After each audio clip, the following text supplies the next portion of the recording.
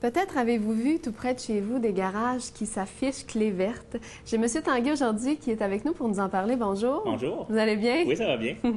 Monsieur Tanguay, parlez-nous de ce programme-là qui est clé verte. Oui, alors le programme Clé verte, c'est un programme de certification des ateliers mécaniques automobiles. C'est un programme volontaire, c'est-à-dire que les ateliers y adhèrent pas parce qu'ils sont obligés, parce qu'ils y croient. Okay. Et ce qu'on vient reconnaître chez ces garages-là, c'est qu'ils ont mis en place des très bonnes pratiques en environnement, que ce soit qui respectent un certain nombre d'obligations réglementaires ou qui ont mis, comme je disais, des bonnes pratiques. Par exemple, ils font du recyclage. C'est pas une obligation, mais ils le font. On vient reconnaître ça. Et quand on reconnaît ça, on le certifie, les gens peuvent ensuite de ça s'afficher puis être reconnus. On les diffuse sur notre site web. On leur donne une publicité aussi. Mais qu'est-ce que ça fait concrètement là, pour les gens que les garagistes s'impliquent au niveau de l'environnement?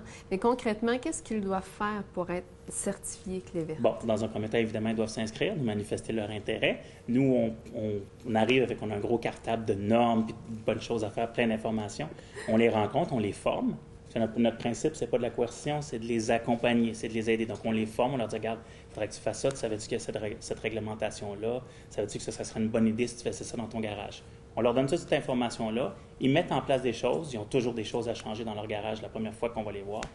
Et quand ils sont prêts, ils nous appellent, ils nous disent, là, je suis prêt à être audité. Donc là, on vient les auditer, et là, on passe à travers une grille, on a une grille qui est variable selon que l'atelier fait, par exemple, de la carrosserie ou de la mécanique. Et, c'est différent pour chaque Oui, c'est différent garage. pour chacune des spécialités. Ils n'ont pas les mêmes obligations à respecter. La carrosserie, ils ont besoin de cheminée. Ceux qui font de la mécanique, il y a un séparateur aux huiles, ce genre de choses-là. Donc, ils ont des obligations différentes. Puis là, nous, on passe à travers la grille. Si tout est beau, on les certifie. Si ce n'est pas tout à fait correct, s'il y a encore des petites choses qui sont à corriger, on dit, OK, bien, envoie-moi des preuves plus tard. Dans une semaine, dans 2 semaines, envoie-moi des photos comme quoi qu'effectivement, tu as étiqueté correctement tes bacs de récupération de batterie ou ce genre de choses-là. Et à partir de là, quand tout est beau, on les certifie. Donc, on leur envoie une affiche, on leur envoie un certificat, on leur envoie une espèce de le diplôme qu'ils peuvent mettre sur le mur, une plaque. Donc, on essaie de faire un peu mousser ça. On les affiche sur notre site web. Puis, évidemment, on les mentionne autant qu'on peut là, quand on arrive dans le public, parce que ce qui est intéressant aussi pour les ateliers, c'est que leurs consommateurs, leurs clients sachent qu'ils sont clés vertes et que de nouveaux consommateurs sachent qu'ils sont clés vertes aussi. Mais c'est ça, en fait, ça m'amène à me poser la question, qu'est-ce que eux, comme garagistes, parce que souvent, eux, ça va leur impliquer des frais, des coûts de faire ces transformations-là. Mais qu'est-ce que eux, ça leur apporte? Bien, il y a toutes sortes de raisons pour lesquelles les garages décident de se joindre à Clé verte. Il y en a plusieurs qui veulent rester au sein d'une organisation, que ce soit le CAA ou que ce soit une compagnie d'assurance comme Intact qui les approvisionne en une voiture accidentée qui doit se faire réparer dans une carrosserie. Ces organisations-là ont des exigences et ont trouvé que, par exemple, Clé verte, c'était une bonne idée. Donc, ils ont dit, si vous voulez rester dans notre réseau, vous devez être Clé verte pour rester dans notre réseau. Et même pour y accéder maintenant à notre réseau, vous devrez d'abord être Clé verte. Donc, ça, c'est les gens qui sont un peu obligés. Donc, ça, c'est les compagnies qui vont référer les garages. Exactement. Ce qu'on appelle, et ils vont prioriser les garages qui sont clé verte. Exactement. Ce que nous, on appelle les bannières ou les réseaux qui vont demander à leurs membres d'être clé verte ou ils vont dire, si tu veux rejoindre notre bannière ou notre réseau, tu dois être clé verte. Ensuite, il y a des gens qui ont des incitatifs. Par exemple, les gens qui veulent être mandataires pour la SAC, la Société d'assurance automobile du Québec, eux doivent, je pense aux 3-4 ans, ils doivent redéposer une offre pour répondre à l'appel d'offres puis être choisis parmi ceux qui vont avoir le droit d'être officiellement mandataires de la SAC. Alors, le fait d'être clé verte, ça leur donne des points de plus. Donc, il y a un incitatif. Ils ne sont pas obligés, mais c'est intéressant. Après, on a toute la gamme de gens qui sont convaincus de l'intérêt d'être plus écologique, d'être plus environnemental, que ce soit parce qu'ils vont sauver des coûts, que ce soit parce qu'ils se préoccupent de ce qu'ils vont laisser comme héritage à leurs enfants, tout ça, que ce soit ils se disent, bien, le jour où je vais vendre mon garage, si mon sol n'a pas été contaminé parce qu'on s'en est bien, on en a pris soin, je trouve ça intéressant. Et finalement, le dernier élément sur lequel on travaille beaucoup plus maintenant, c'est que, bien, c'est ça, un garage qui est clé verte, les consommateurs ils recherchent de plus en plus des produits environnementaux.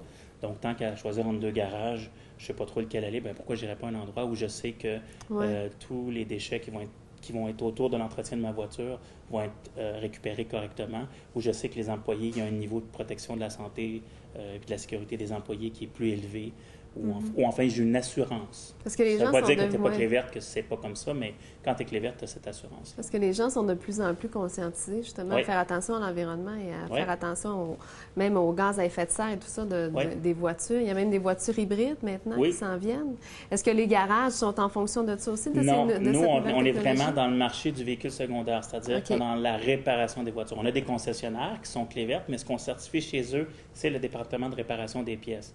On n'est pas du tout dans la vente de nouvelles voitures hybrides ou de choses comme ça. C'est sûr qu'il y a c'est comme des frères, là, on se parle, les gens qui sont dans le domaine de par exemple, la voiture électrique, des choses comme ça, mais vraiment, notre créneau, c'est de dire, bon, les voitures sont là, ils ne vont pas disparaître du jour au lendemain, il faut les faire réparer. Bien, dans ce créneau-là, est-ce qu'on peut faire réparer nos voitures de façon différente? Est-ce qu'on peut les faire réparer de façon plus écologique, plus environnementale? C'est bien d'avoir une voiture hybride.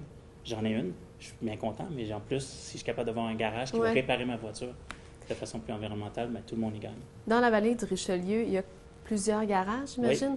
Pouvez-vous nous citer des endroits un peu là, précis pour les gens, mettons de Belleuil? Je sais qu'il y en a un près du Tim Hortons et tout ça. Oui, il y en a un qui est sur le coin près du Maine-Montenac, du Tim Hortons et du Petro-Canada, dans ce coin-là. Parfait. Il y en a un autre, je ne me souviens pas tous les noms, on en a 700. Il y en a beaucoup. Mais il y en a un sur le coin de Bernard Pilon et Yvon Lheureux. OK. Mais les gens qui veulent choisir les garages et tout ça peuvent avoir accès à ces garages-là sur votre site Internet. Exactement. On va sur le site Internet www.cléverte.org. Il y a une carte qui est là. On peut entrer le nom de la ville qu'on cherche ou la région où on travaille et on va voir sortir les garages. Et là, vous allez voir sur le site lequel garage est clé verte, lequel garage est en voie de l'être. Ah, OK. Puis on ne met pas les autres garages qui ne sont pas inscrits dans le programme, bien entendu. Okay. Et la majorité des garages qu'on a, là, 6 sur 7, sont certifiés déjà. Les autres sont en voie de l'être. Donc, on a eu un gros effort au début à mettre en place, mais là, les gens, de plus en plus, sont certifiés et doivent renouveler cette certification-là. Oui, à chaque année, c'est ça? Pas à chaque année. La première fois, c'est bon pour 2 ans. Ah, OK. Ils viennent d'apprendre, ils commencent. Et après ça, c'est de 3 ans. Parce que ce qu'on se rend compte, c'est qu'une fois qu'ils l'ont mis en place, le maintien de cette certification-là, ça se fait comme ça. La plupart des garages qu'on va revisiter pour maintenir leur certification sont certifiés automatiquement sur place. Il n'y a pas de délai parce que les gens ont pris des bonnes habitudes, puis ils gardent ces bonnes habitudes-là, puis ils savent à quoi s'en tenir. En fait, souvent, c'est plus de l'ignorance au départ que de la mauvaise volonté. Une fois que tu sais ce que tu as à faire, tu le mets en place. Il y en a plusieurs qui nous ont dit, moi, ça a même facilité mon travail dans Ah oui? Oui. On a pris des habitudes de mettre les choses là au bon endroit au lieu de les laisser traîner n'importe où, tout ça. On range. Et puis, ils ont des commentaires aussi des clients qui trouvent que l'atelier, c'est sûr que les clients ne voient pas tout ce qu'il y a sur le plan environnemental, mais ils vont voir, par exemple, que l'atelier est mieux rangé, plus propre, tout ça. OK. Donc, il y a même différents niveaux de certification. Il y a or, argent et bronze. Oui, exactement. Donc, comme je le disais tantôt, quand un garage se certifie, il doit respecter un certain nombre d'obligations. Oui. Puis, il y a des bonnes pratiques. Puis, c'est dans les bonnes pratiques où on va chercher la note entre 75 et 100 qu'ils doivent avoir. Et selon cette note-là, on va être bronze, argent ou or. Okay. Puis, on a un niveau platine qu'on n'a pas encore mis, mais on pourrait le donner à 2-3 garages. Il y en a qui sont 100 C'est-à-dire que non seulement ils respectent toute la réglementation qu'on leur demande de respecter, mais en plus, ils ont mis en place toutes les idées de bonnes pratiques qu'on avait. Ils recyclent, ils ont donné de la formation à leur personnel, ils font attention à leurs vieux chiffons, ils font tout. On ne peut pas leur demander de faire mieux. Et juste avant de se quitter, j'ai une petite question comme ça. Est-ce que ces garages-là, est-ce que le coût est plus élevé pour les personnes qui vont aller vers ces garages-là? Non, pas du tout. Pareil? Pas du tout. Il n'y a pas de... Non. On fait juste plus attention à l'environnement. Voilà, exactement. Et parce que les garages comprennent qu'eux vont sauver des sous dans ça, donc il n'y a pas de raison de refiler quoi que ce soit à la clientèle. Et merci beaucoup, M. Tanguay, de venir nous voir aujourd'hui. Merci. Au revoir.